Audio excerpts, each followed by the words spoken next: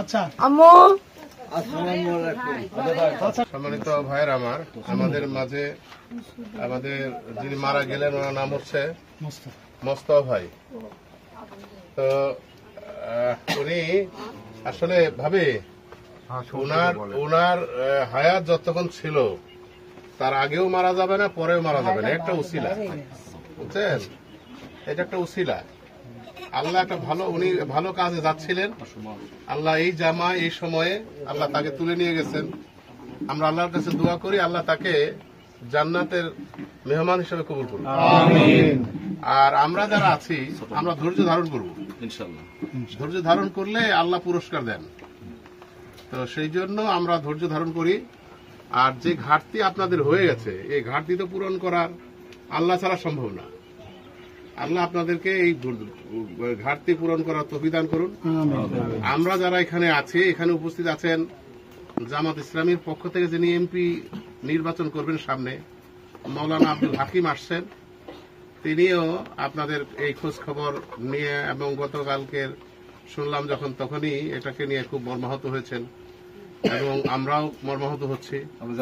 আমরা আমাদের ভাইয়েরা জানাজাও আসছিলেন। তো আমরা একটা বিষয় হলো যে পরে আবার আসবো, ইনশাআল্লাহ আপনাদের কাছে আসবো। আজকে তাৎক্ষণিকভাবে আসলাম। আমরা ইনশাআল্লাহ আপনাদের পাশে আছি, কথা বলছেন, আপনাদের পাশে আমরা আছি। যে কিছু আমরা বাড়ি ঘরটাও দেখে এলাম, আমরা এই বাড়ি ঘরটাও আপনাদের একটু দেখি আমরা কিছু কিছু সংস্কার কিছু করা যায় কিনা, আমরা সেটা চেষ্টা করব। আর আরেকটা হচ্ছে যে আমাদের জন্য দোয়া করবেন, আল্লাহ যাতে আমাদের সবাইকেই এক মতে এক পথে চলে আল্লাহর দিন কায়েমের জন্য কালকে ডাক হয়েছিল ঢাকায়, সেই দিন কায়েমের কাজটা আমরা করি।